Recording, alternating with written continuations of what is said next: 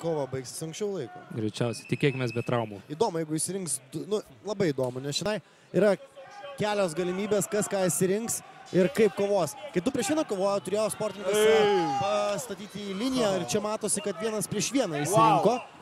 Kaip matome, ringe yra net 2 teisėjai. Užmiršo. Oi.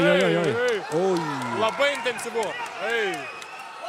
Ir greitį diktuoja, tai lygiai taip pat. Klaipėdiečiai matosi žymiai.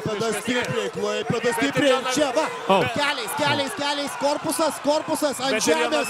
Dabaiginėja. Ir čia pirma. Laikom. Kas čia darosi stipru? Negalima į to. 2-1.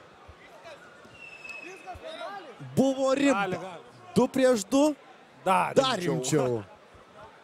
Veiksmo tikrai netrūksta ir Klaipėda kol kas pirmajame raunde rodo didesnį iniciatyvą ir matome, kad klaipėdiečiai žymiai techniškesni, tačiau negalime nuvertinti visiškai jonaviečių. Matosi, kad turintis charakterį ir matėme, kad vienas iš klaipėdiečių smūgiavo po teisėjo paprašymo nutraukti savo smūgių serijas ir į pakaušį, kas yra labai labai pavojinga ir gali sukelti ateityje didelių problemų.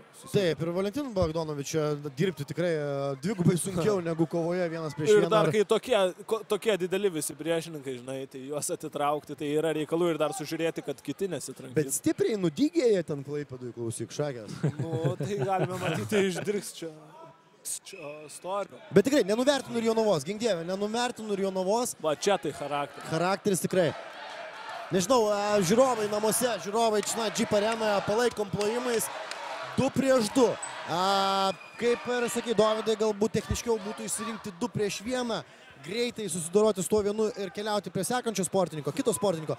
Bet čia nuspręsta kovoti 1-1, bet ringe jie jau 4. Ir čia po pirmojo raundo mes turime nugalėtojus. Klaipėda!